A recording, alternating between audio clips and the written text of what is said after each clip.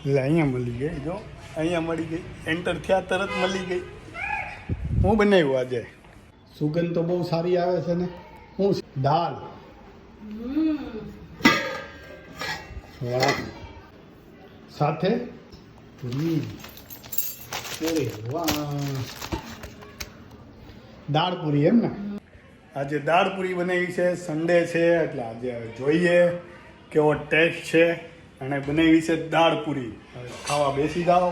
અને આવે જીરા રાઈસ છે, દાળ પકવાન, દાળ પૂરી, દાળ પકવાન નહીં, જો આ ટાઈપની છે. જો હા, સીધી દાળ ભાઈ પૂરી, બીજો મરચા બોરિયા, મારા બનાવેલા જ છે હો, બોરિયા મરચા. આમાં શું છે? પાપડ.